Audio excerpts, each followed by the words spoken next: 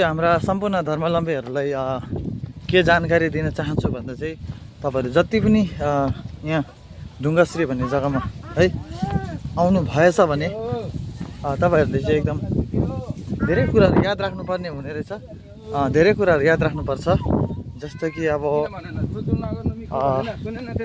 यहाँ आएर चाहिँ तपाईँहरूले यहाँ भैयाहरू बसेको हुन्छ, दिदी दाजुहरू बसेको हुन्छ, जो कि उनीहरू चाहिँ यहाँकै बासिन्दाहरू हो।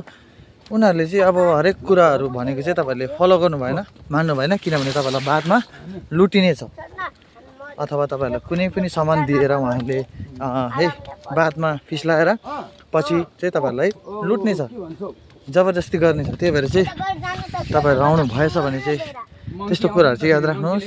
जस्तै कि कतिले लट्ठी लानु भन्छ है, माथि टेक्दै जानु भन्छ लट्ठी लगेर, नसक्नेहरूलाई फ्रीमा भन्छ, पछि आइसकेर फेरि तल उनीहरूले जबरजस्ती पैसा माग्छ। त्यस्तो हुँदो रहेछ यहाँ, तपाईँले यस्तो कुराहरू याद राख्नुहोस्। कतिले जबरजस्ती बिस्किटहरू है लानु भन्छ जबरजस्ती, तर हामी त एउटै सोच विचारले आएको हुँदैन नि त, हामी त जस्ट है एउटा तीर्थस्थल दर्शन गर्नु भनेर आएको हो नि त। तर पनि अब यस्तो चिजहरू चाहिँ हुन्छ, तपाईँहरूले धेरै कुराहरू याद राख्नुहोस्। लसो, धन्यवाद।